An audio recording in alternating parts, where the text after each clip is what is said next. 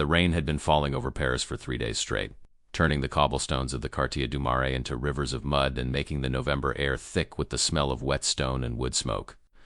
Inside the Hôtel de Valmont, Lady Isabelle de Valmont stood before the tall windows of her bedroom, watching droplets race down the glass panes while her maid Sophie worked on the elaborate arrangement of her chestnut hair. "You're trembling, my lady," Sophie observed, her gentle fingers pausing in their work. "Are you cold?" Isabelle shook her head, though in truth she didn't know if the trembling came from cold or from anticipation. Tonight was the Duché de Polignacs's winter ball at Versailles, and after 21 days of separation, she would finally see Edward again. 21 days that had felt like an eternity, during which she had read his letters so many times the paper had grown soft at the creases. "I'm fine," Isabelle said softly, her green eyes still fixed on the rain-soaked street below, just eager for the evening to begin. In the reflection of the rain-streaked window she could see Sophie's knowing smile. Her maid had been with her since childhood and knew better than anyone how deeply Isabelle had missed the Comte de Beaumont. The engagement had been arranged when Isabelle was 12 years old, a political alliance between two powerful families. But over the years it had grown into something she believed was real affection. Edouard's letters from Normandy had been filled with declarations of love and promises for their future. And tonight she intended to tell him that she was ready to set a wedding date. "There," Sophie said, stepping back to admire her handiwork. "You look like a princess, my lady." Isabelle turned from the window to examine herself in the full-length mirror. The gown Sophie and the other maids had selected was breathtaking, a confection of azure silk that brought out the green of her eyes. The bodice was embroidered with silver thread in intricate patterns that caught the candlelight, and the skirt fell in elegant folds over the structured panniers beneath. Her hair, with its natural copper highlights, had been arranged in an elaborate coiffure decorated with pearls and small diamonds that sparkled like dewdrops. "He won't be able to take his eyes off you," Sophie declared with satisfaction. Isabelle pressed a gloved hand to her corseted waist, trying to calm the butterflies dancing in her stomach. "I hope you're right." The journey to Versailles seemed interminable. Rain drummed against the roof of the enclosed carriage, and despite the brazier at her feet and the fur-lined cloak wrapped around her shoulders, Isabelle felt chilled to the bone. Or perhaps it wasn't the weather at all. Perhaps it was simply nerves, the weight of expectation pressing down on her chest. When the carriage finally rolled through the gates of Versailles, the rain had diminished to a cold drizzle. The palace rose before them like a vision from a dream, every window blazing with candlelight that turned the whetstones golden. Even after years of attending events here, Isabelle never failed to be awed by the sheer opulence of the place. Inside, the warmth hit her like a wall. The entrance hall was packed with nobles in their finest silks and velvets, powdered wigs and jewels glittering under the light of 1,000 candles. The air was thick with perfume and powder, with the scent of hothouse roses and the underlying musk of too many bodies pressed together in elaborate clothing. Servants in the Duchesse's livery moved through the crowd with trays of champagne and crystal glasses. Isabelle accepted a glass with a murmured thanks, but her attention was already elsewhere, her eyes scanning the crowd for a glimpse of golden curls and pastel silk. Where was he? Surely Edouard would be watching for her arrival, would be waiting to greet her after their long separation. She moved through the anteroom toward the Galerie de Glaces, her heart beating faster with each step. The famous Hall of Mirrors stretched before her, and for a moment she simply stood at the entrance, overwhelmed by the magnificence of it. 17 arches lined with mirrors reflected 17 windows opposite them, creating an illusion of infinite space. Hundreds upon hundreds of candles burned in massive crystal chandeliers, their light multiplied endlessly until the entire hall seemed constructed from pure light. Above, the painted ceiling depicted the glories of the Sun King in swirling clouds of gold and azure. The orchestra was playing a minuet, and couples moved across the parquet floor in the intricate, formal dance. Isabelle's eyes moved over the dancers, searching, and then she saw him. Edouard stood near one of the great windows, and just the sight of him made her heart leap. His golden hair was perfectly arranged, his coat a delicate shade of rose pink that only he could wear without looking ridiculous. But as Isabelle took a step forward, her smile already forming, she realized he wasn't alone. Her cousin Marguerite stood close beside him, closer than propriety would normally allow. Marguerite's platinum blonde hair gleamed almost white under the candlelight, her ice blue gown shimmering like frost. And as Isabelle watched, frozen in place, Edouard leaned down and whispered something in Marguerite's ear that made her cousin throw back her head and laugh. a crystalline sound that carried across the music. It was the intimacy of the gesture that struck Isabel first. The way Edward's hand rested possessively on Marguerite's waist, the way her cousin's fingers traced along the lace at his throat, the way they looked at each other with an intensity that spoke of far more than casual acquaintance. This was not a polite conversation between relatives. This was something else entirely. Isabel's champagne glass slipped from her nerveless fingers, shattering against the parquet floor in an explosion of crystal and golden liquid. Several people nearby turned to look, but Isabel barely noticed. All she could see was Edouard and Marguerite, and as she watched as if sensing her presence, Marguerite's ice-blue eyes found hers across the crowded ballroom. For one long, terrible moment their gazes locked, and then Marguerite smiled. Not a smile of embarrassment or apology, but a smile of pure, triumphant satisfaction. And then, deliberately, while maintaining eye contact with Isabel, Marguerite turned her face up to Edouard's and kissed him full on the mouth. The world tilted sideways. Isabel heard a roaring in her ears like the ocean, and her vision swam with tears.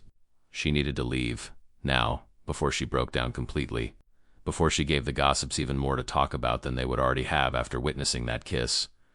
She turned blindly and pushed through the crowd, not caring whom she bumped or what they thought. Her only thought was escape, to get away from the mirrors that showed her nothing but endless reflections of her humiliation, away from the candles that suddenly seemed too bright, away from the music and laughter that now sounded mocking. Somehow she found a door, stumbled through it into the cold November night. The rain had stopped, but the air was frigid and damp, and it hit her overheated face like a slap. She gasped, drawing it into her lungs, and realized she was in the gardens. The formal gardens of Versailles stretched out before her in geometric perfection, the hedges and fountains reduced to dark shapes against the cloudy sky. She ran. Her silk shoes were not made for running, and her elaborate gown caught at her legs, but she ran anyway. Down gravel paths that crunched under her feet, past marble statues that loomed like ghosts in the darkness. She didn't know where she was going. She just needed to get away, to put distance between herself and that ballroom, between herself and the worst moment of her life. When she finally stopped, her lungs burning and her elaborate hairstyle coming undone, she found herself at a fountain. She could barely make out the marble figures in the darkness, gods and goddesses frozen in some ancient drama. She sank onto the stone edge, no longer caring about her expensive gown or her ruined shoes or anything except the crushing pain in her chest. How could he? How could Edouard do this to her? And with Marguerite, her own cousin, her own blood. The betrayal cut deeper than any physical wound. She had trusted him, had believed his letters, had spent 3 weeks dreaming about their future together. And all the while he had been... The sob tore from her throat before she could stop it, and then another, until she was weeping uncontrollably, her whole body shaking with the force of her grief. She pressed her gloved hands to her face, trying to muffle the sounds, but she couldn't stop. It was as if something had broken inside her, and all the pain was pouring out at once. "Forgive the intrusion," a deep voice said from the darkness, making her jump so violently she nearly toppled into the fountain. "I did not mean to startle you."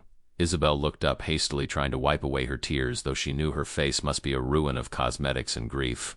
A man stood a few feet away, little more than a silhouette against the faint light from the distant palace. He was tall, very tall, with broad shoulders draped in a dark cape that seemed to absorb what little light there was. "Please," she managed to say, her voice thick and broken. "Please go away."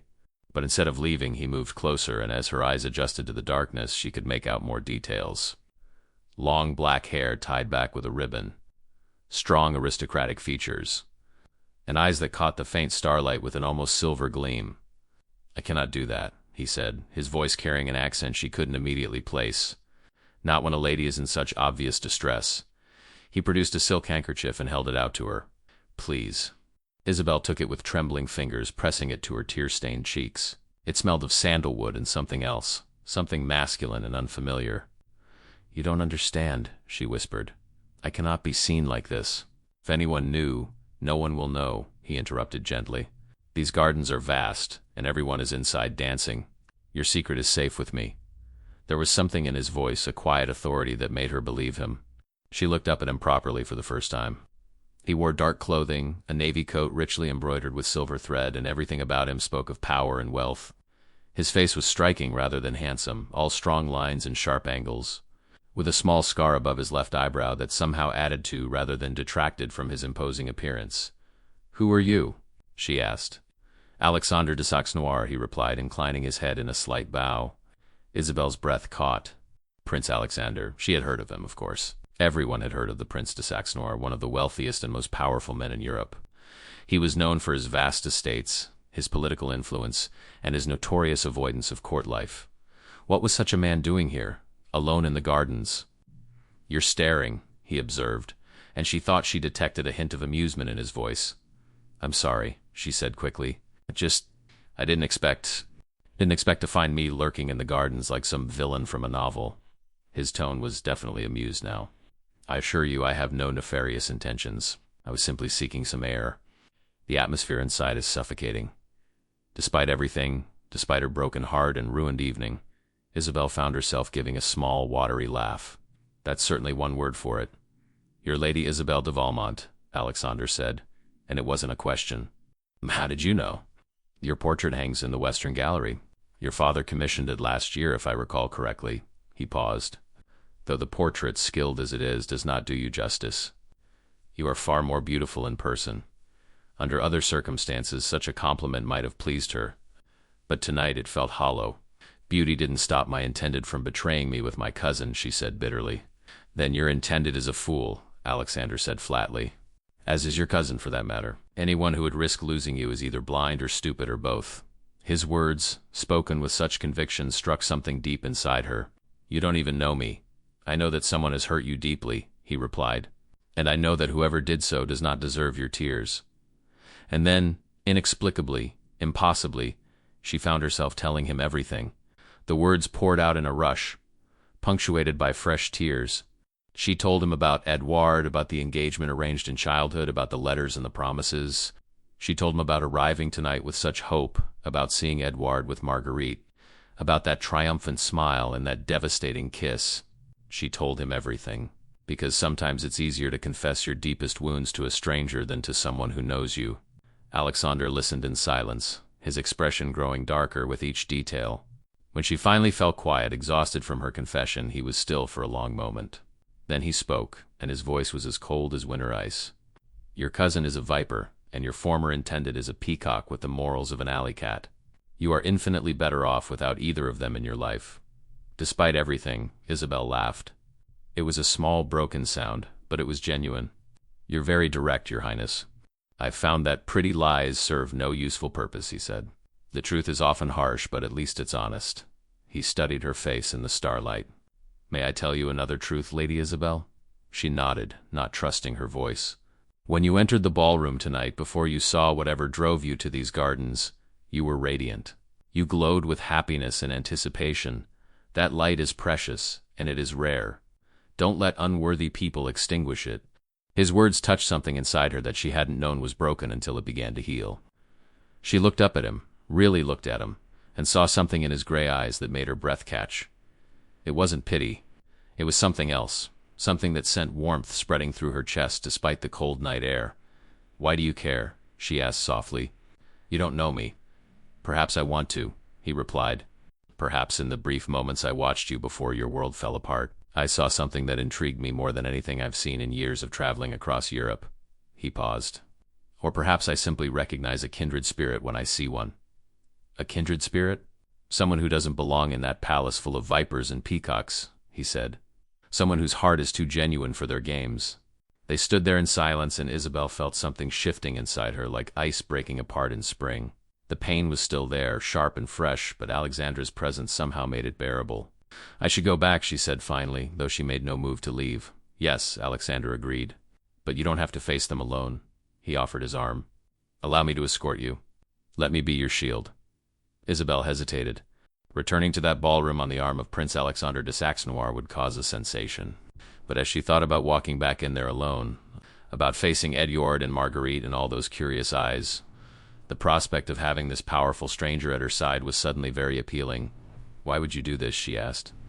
His gray eyes held hers, and in them she saw something that made her pulse quicken. "Because from the moment I saw you tonight, I could not look away. Because I have spent years surrounded by beautiful women who mean nothing, and I have never felt what I felt when I first glimpsed your face. Because I believe in fate, Lady Isabelle, and fate brought me to this garden at the exact moment you needed someone." "You don't strike me as a man who believes in fate," she said. A smile touched his lips, the first she had seen. Perhaps you're right. Perhaps I simply see an opportunity when it presents itself. He paused. Does it matter which? She found herself smiling back, a real smile that felt strange after so many tears. No, I suppose it doesn't. She placed her hand on his arm, feeling the solid strength of him through the fabric. Thank you, Prince Alexander. Just Alexander, he said softly. When we're alone, I would prefer if you called me by my name. I have enough people treating me like royalty. I would like you to speak to me as a friend. Then I am Isabel. Just Isabel. Just Isabel, he repeated, and the way his accent rolled over her name sent an unexpected shiver down her spine. Are you ready to face them? No, she admitted, but I'll do it anyway. They walked back toward the palace together, their pace measured and unhurried. With each step, Isabel felt her composure returning. She was Lady Isabel de Valmont, daughter of one of France's most powerful families. She would not cower in the darkness. She would hold her head high. As they approached the entrance, Alexander paused. Before we go inside, you should know that this may complicate matters. There will be talk. Your former intended may react poorly. Are you prepared? Isabel thought about Edouard's hand on Marguerite's waist, about that kiss, about that triumphant smile. Something hardened inside her, something she hadn't known she possessed. Let them talk, she said, lifting her chin. I'm done living according to their expectations. Alexander's eyes gleamed with approval. Good, then let's give them something worth talking about. When they entered the Galerie des Glaces together, a visible ripple went through the crowd. Conversations died mid-sentence. Dancers stumbled in their steps. Every eye in the room turned toward them as Alexander led Isabel into the ballroom, his hand steady on her arm.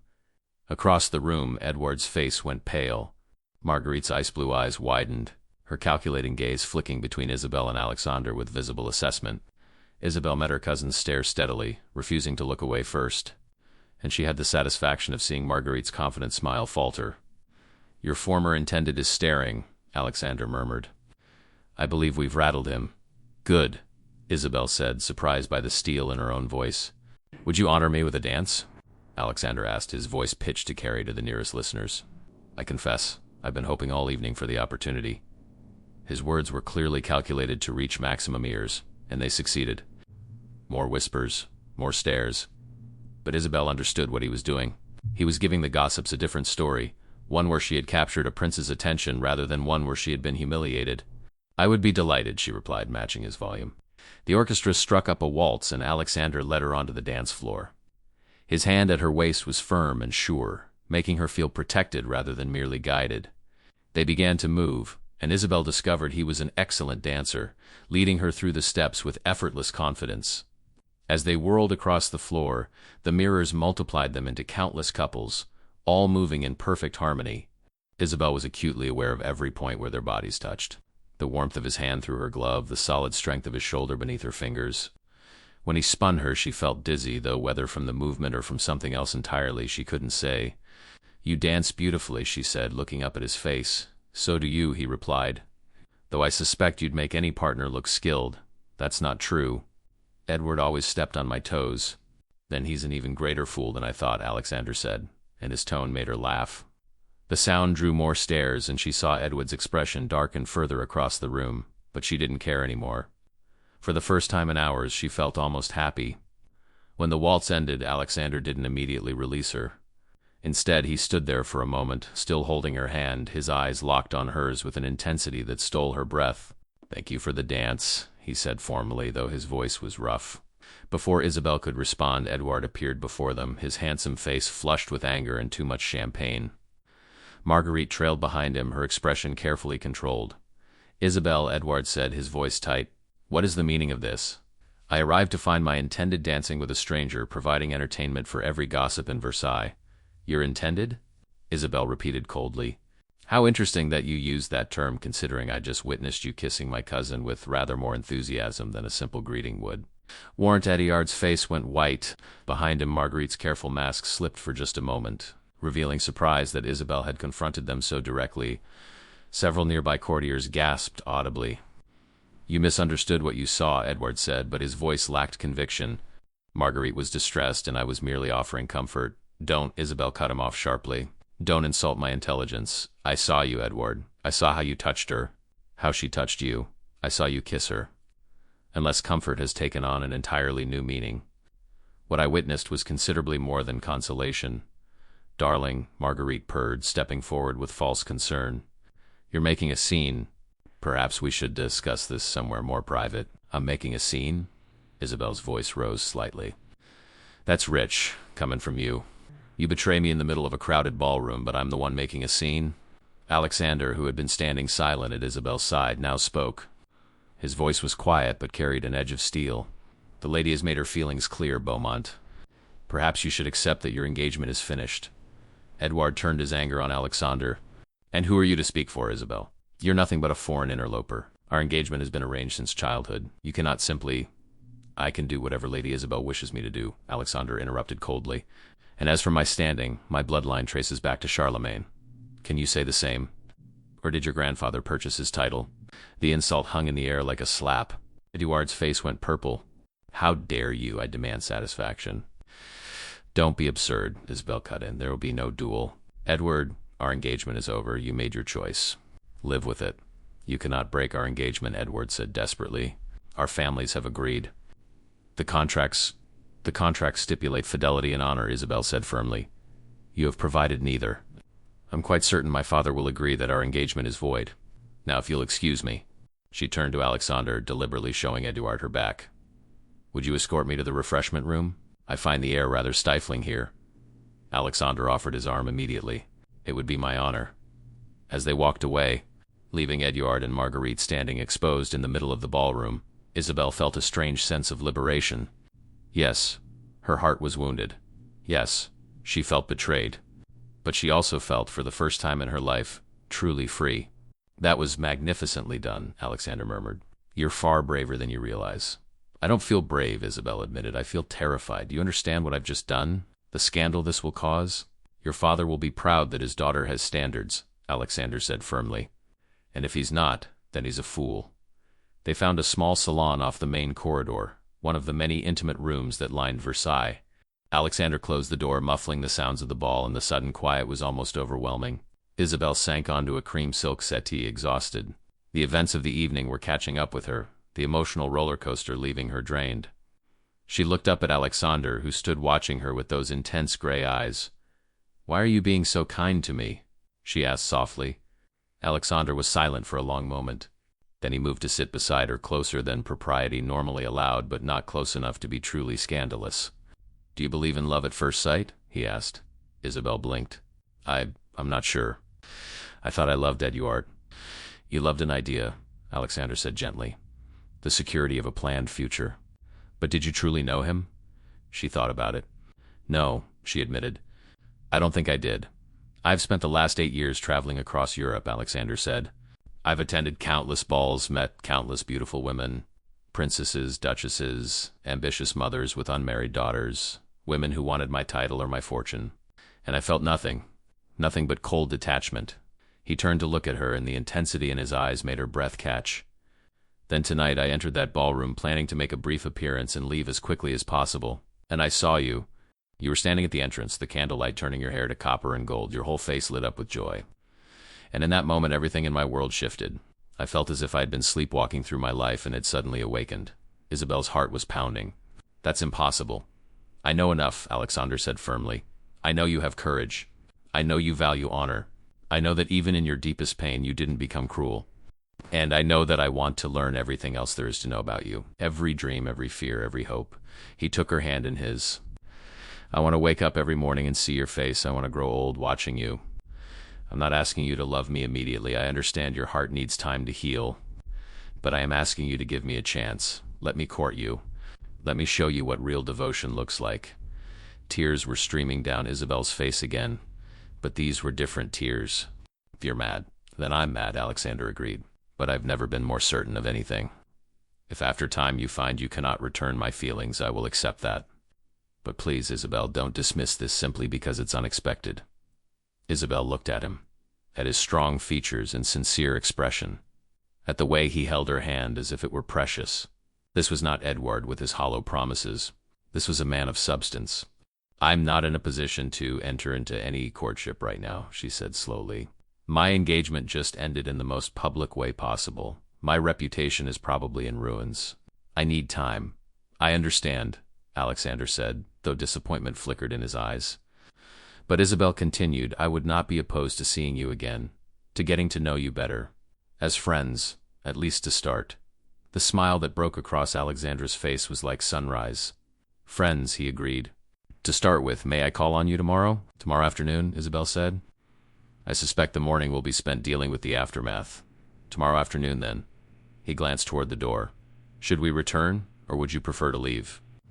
Part of Isabel wanted to hide, but a larger part wanted to hold her head high.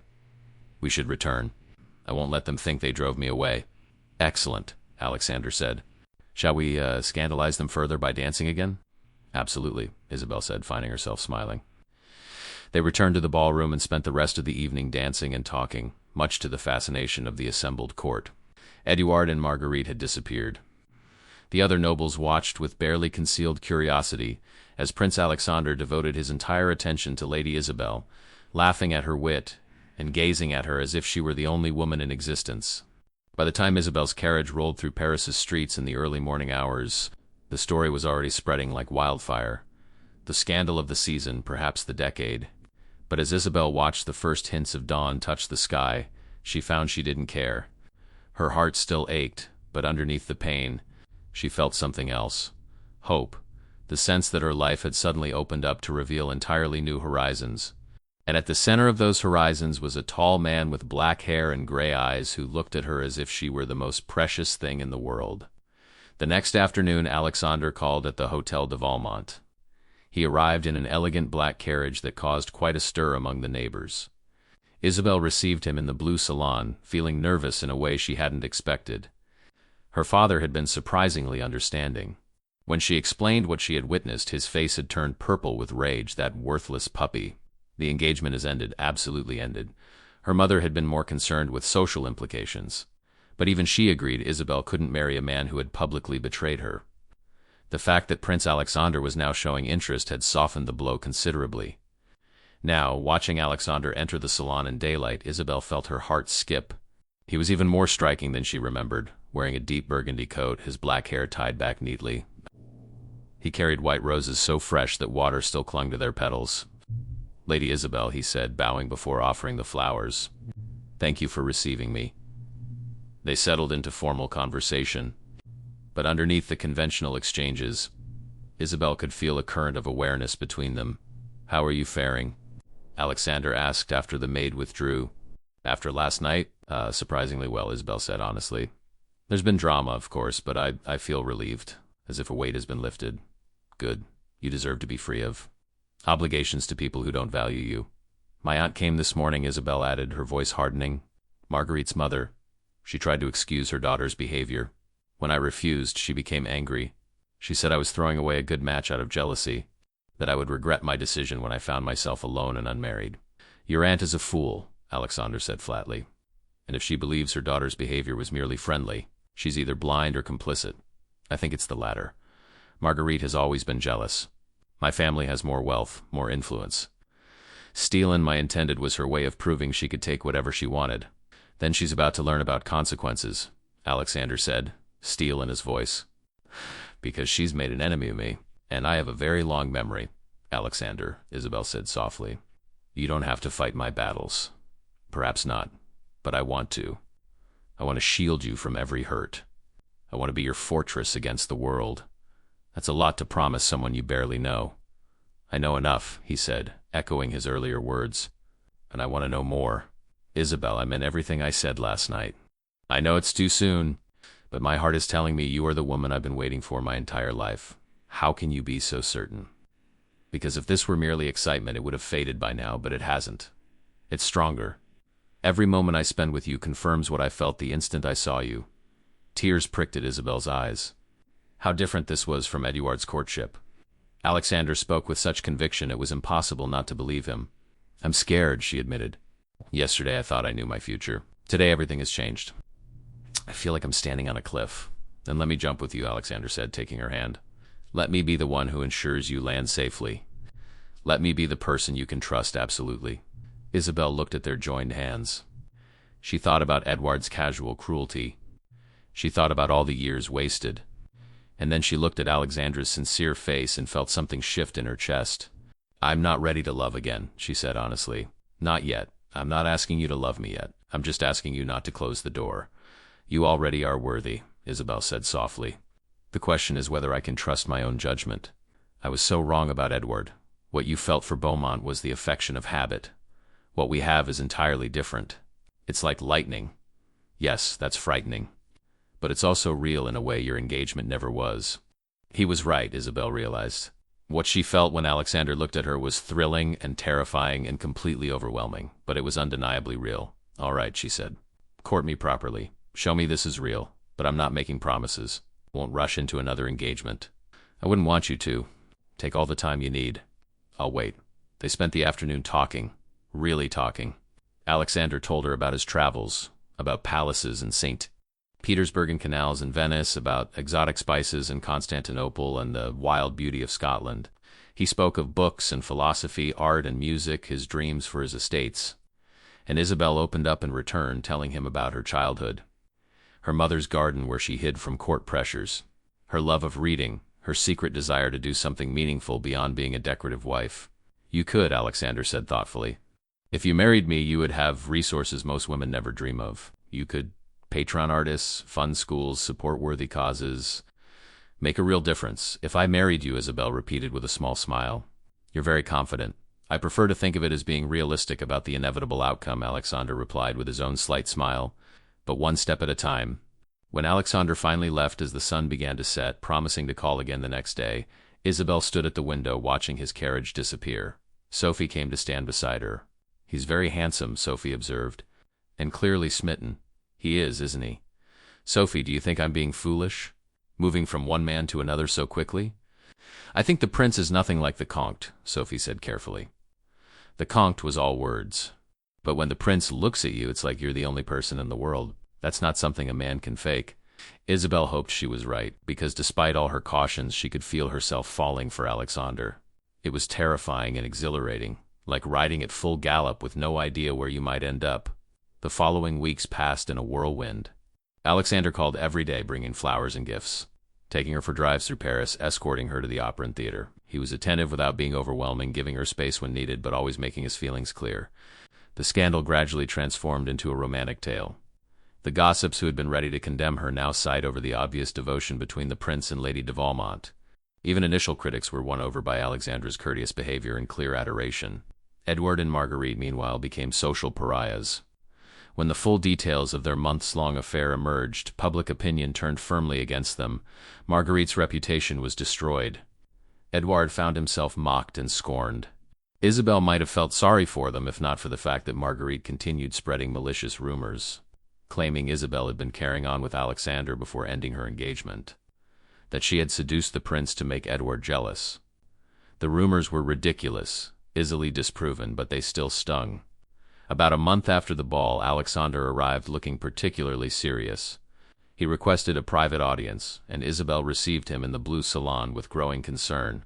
Is something wrong? She asked. Nothing is wrong, Alexander assured her. But I must return to my estates. There are matters requiring my attention. I'll be gone for at least 3 weeks, possibly longer. Isabel felt her heart sink. Over the past month, she had grown accustomed to seeing Alexander daily. His absence would leave a void. 3 weeks, she repeated softly. I'm sorry, he said, taking her hands. If there were any way to avoid this, I would. But these are responsibilities I cannot delegate. I understand, Isabel said, and she did. I'll miss you, though. His gray eyes lit up. Will you? Truly? Yes, truly. I've grown accustomed to your presence. The days will seem long without you. Then I have hope, because if you'll miss me, perhaps that means your heart is beginning to heal. Perhaps it means you're beginning to feel for me what I feel for you.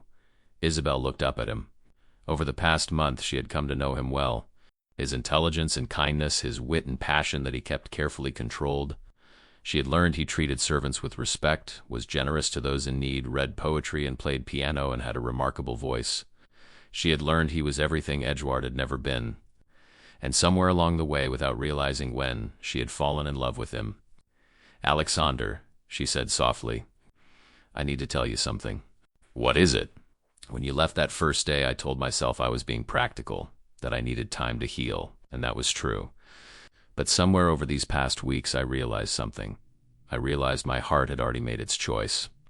that despite all my cautions, I had fallen completely in love with you. And that terrifies me because it happened so fast I feel like I've lost control." Alexander went very still. Then slowly, a smile spread across his face. "Say it again," he whispered. "I love you," Isabel said, the words coming more easily now. "I love you, Alexander de Saxe-Noir. I love your strength and kindness. I love the way you look at me as if I'm precious. I love your intelligence and passion and the way you make me feel safe. I love—" She didn't finish because Alexander was kissing her. His lips were warm and firm, and the kiss was everything she had never experienced with Edward, tender and passionate and full of promise. His arms came around her, pulling her close, and she melted into his embrace. When they broke apart, both breathing heavily, Alexander rested his forehead against hers. "I love you. I've loved you from the moment I saw you. I'll love you until I die and beyond. Marry me, Isabel.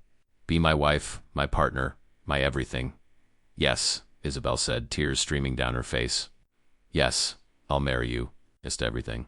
They sealed their engagement with another kiss. Alexander pulled a small velvet box from his pocket and opened it to reveal a stunning ring. The band was platinum, set with an emerald the exact shade of her eyes, surrounded by diamonds. "I've been carrying this for 3 weeks," Alexander confessed as he slipped it onto her finger. "I had it made the day after we met. I was waiting for the right moment." "I think I would have said yes even then," Isabel admitted. "I just didn't realize it yet." They spent the evening making plans. The wedding would wait until after Alexander returned, but they would announce their engagement immediately. Alexander spoke of a proper ceremony at his chateau, of inviting nobles from across Europe. But more importantly, they talked about their future, about the life they would build, the causes they would support, the children they hoped for. They talked about traveling together, about creating a home filled with love rather than cold formality. When Alexander finally left, promising to write daily and return as quickly as possible, Isabel felt as if she were walking on air. She was engaged again, but this time it felt completely different. This time she was marrying out of genuine, deep, passionate love. Alexander kept his word, writing every day. His letters were detailed and passionate, filled with observations about his estates, but also declarations of love and counting down days until he could return. Isabel treasured each letter, reading them until she had memorized every word. She wrote back just as frequently, telling him about her days, about wedding preparations, about reactions to their engagement. Her father was delighted. Her mother was in raptures over the social triumph. Even her younger brother approved. The only sour note came from Marguerite and her mother, who continued spreading rumors. They claimed Isabel had trapped Alexander with lies and manipulation, that the prince would realize his mistake. But no one was listening. Marguerite's own behavior had destroyed her credibility. 23 days after Alexander left, his carriage pulled up outside the Hotel de Valmont. Isabel, who had been watching from her bedroom window, nearly flew down the stairs. She burst through the front door just as he climbed down, and propriety be damned, she ran straight into his arms. Alexander caught her, lifting her off her feet and spinning her around. "I missed you," he said against her hair. "Every single moment. I missed you too," Isabel said. "I thought 3 weeks would never end. Neither did I then." There in front of the house, with servants watching and neighbors peering, he kissed her deeply, publicly claiming her in a way that left no doubt. When they pulled apart, Alexander took her hand and led her inside. "I have something important to discuss." What is it?" "I don't want to wait. I don't want a grand ceremony with half of Europe in attendance. I want to marry you as soon as possible, quietly, with just our closest family. Then we can have a larger celebration later if we wish." Isabel's heart swelled. "Are you certain?" "I wanted the grand ceremony because I wanted to show you off. But during these past 3 weeks, all I could think about was how much time we're wasting. Life is uncertain. We could spend months planning and then ... double quotes, he trailed off, but she understood. "Yes," Isabel said decisively. "Let's marry soon. This week if we can." 5 days later, in a small private ceremony at the Château de Saxe-Noir, Lady Isabel de Valmont became Princess Isabel de Saxe-Noir. The ceremony took place in the castle's ancient Gothic chapel, with soaring arches and stained glass that painted the floors in jewel tones. Only immediate families and close friends attended, but it was perfect. Isabel wore ivory silk embroidered with silver, her chestnut hair loose and crowned with white roses and diamonds. Alexander wore black velvet with silver buttons, looking every inch the powerful prince he was. But when he saw her walking toward him, his eyes filled with tears. The priest spoke the ancient words. They exchanged vows in voices that shook with emotion. when Alexander slipped a second ring onto her finger. Platinum engraved with Latin words meaning forever and always, her own tears began to fall. And when the priest pronounced them husband and wife, Alexander kissed her with such tenderness and passion that several older ladies had to fan themselves. That night, in Alexander's chambers, they consummated their marriage with surprising passion. Alexander was gentle but ardent, and Isabel discovered that physical love, when shared with someone you truly loved, was beautiful and intimate and created a bond beyond words. Afterward, lying in Alexander's arms, her head resting on his chest, Isabel thought about everything that had happened. She had gone from being the intended of a worthless Comte to becoming the wife of one of Europe's most powerful men. She had been betrayed and heartbroken, then swept up in a romance that transformed her life. "What are you thinking?" Alexander murmured. "I'm thinking about fate. About how if Eduard hadn't betrayed me, I never would have run to those gardens. I never would have met you. I would have married him and spent my life never knowing what real love felt like. Then perhaps I should thank him," Alexander said with humor, "for being too stupid to appreciate what he had, thus leaving you free for me." Isabel laughed, looking up at her husband's face. "I don't think that's necessary. Besides, I suspect he's suffering enough. Last I heard, his father cut off his allowance and he's been forced to retreat to their country estate in disgrace. Good, he deserves that and more." Alexander's expression grew serious. "Isabel, I want you to know I will spend the rest of my life making sure you never regret choosing me. I will never betray you, never lie to you, never give you cause to doubt. You are my life now, my heart, my everything." "I know," Isabel said simply, and she did know, with bone-deep certainty. "I love you, Alexander. Now and always." "Now and always," he echoed, sealing the promise with a kiss. The next morning they woke to snow falling outside the chateau windows, soft flakes drifting from a gray sky to blanket the world in white. December had arrived, and winter with it. But inside, where a fire crackled in the hearth, it was warm and perfect. They spent the day in bed talking and making love and simply being together. Alexander told her about his plans for the future, improvements to his estates, charitable foundations in her name. Isabel shared her dreams about schools for poor children, patronizing promising artists. "We'll do it all," Alexander promised. "Together we'll change the world, or at least our corner of it." Over the following months they did exactly that. They divided time between the Château de Saxe-Noir and the Hôtel de Valmont, becoming known throughout French society as the ideal couple. Alexander had business in Paris and Isabel had family obligations, but wherever they were together. They hosted salons at the Hôtel de Valmont, gathering intellectuals, artists, and progressive thinkers to discuss philosophy, science, and the arts. Isabel became known as a patron of promising young artists, while Alexander used his political influence to push for reforms benefiting common people. Together they were formidable, a force for positive change in a society that badly needed it. Occasionally they encountered Edouard or Marguerite at social functions. It was inevitable in French aristocracy's small world. But whereas those meetings might once have been painful, Isabel now felt nothing but indifference. Edouard looked smaller, diminished by disgrace and poor choices. Marguerite's beauty had taken on a hard, bitter quality as years and ruined reputation took their toll. At one gathering about a year after her wedding, Isabel found herself standing next to Marguerite by chance. Her cousin looked at her with poorly concealed envy. "You look well," Marguerite said tightly. "Marriage to the prince clearly agrees with you." "It does," Isabel replied calmly. "I'm very happy." Marguerite's ice-blue eyes flashed. "Or are you putting on a brave face? Surely the novelty must have worn off. Surely his devotion cannot possibly be real." Isabel looked at her cousin, at the bitterness and jealousy that had eaten away until nothing remained but spite. She felt a wave of pity. "I'm sorry for you, Marguerite. I'm sorry you're so consumed by envy you can't see truth. Alexander's love is real as anything I've known. Even if you need to tell yourself my happiness is an illusion, it doesn't change reality. I love him and he loves me, and nothing you say can alter that." She walked away, leaving Marguerite alone, and went to find Alexander. He was across the room, engaged in conversation with diplomats, but his eyes found hers immediately. He excused himself and came to her, his hand finding the small of her back in a gesture of both possession and protection. "Is everything all right?" he asked, having noticed her conversation with Marguerite. "Everything is perfect," Isabel assured him, and meant it. She no longer needed to waste energy on people like Marguerite and Edouard. She had everything she needed right here. As spring arrived in Paris, bringing the scent of flowers and promise of renewal, Isabel discovered she was pregnant. She told Alexander the news one evening as they sat in the gardens of the Hôtel de Valmont, watching sunset paint the sky orange and pink. "A baby," Alexander breathed, his hand resting gently on her still flat stomach. "We're going to have a baby." "Yes," Isabel said, her hand covering his. "Are you happy?" "Happy?" Alexander pulled her into his arms, holding her as if she were glass. "I'm beyond happy. I don't even have words for what I'm feeling. You've given me everything, Isabel. Your love, your trust, your life, and now you're giving me a child, a family. I don't know what I did to deserve you, but I thank God every day you're mine." "I'm the lucky one," Isabel said, tears streaming down her face. "You saved me, Alexander. You took my broken heart and healed it. You showed me what real love looks like.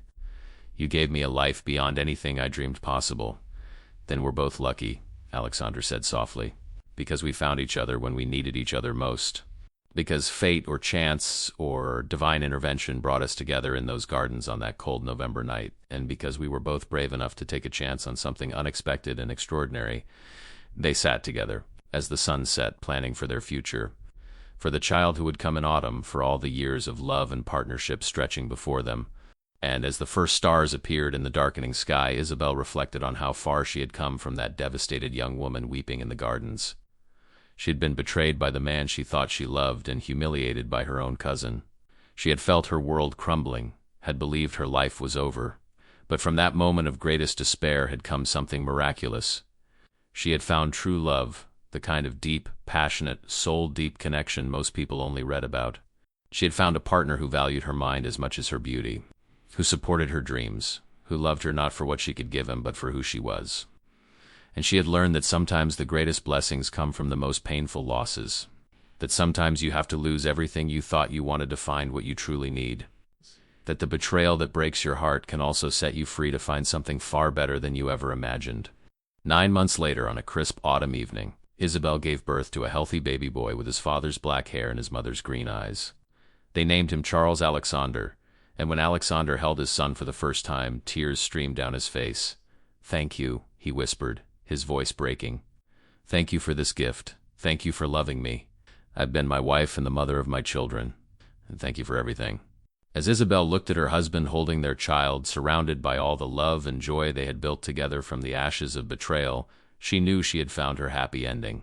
Or rather, her happy beginning, because this was just the start of their story, the first chapter of a love that would endure through all the years to come. The Count had betrayed her with her cousin, had shattered her naive dreams.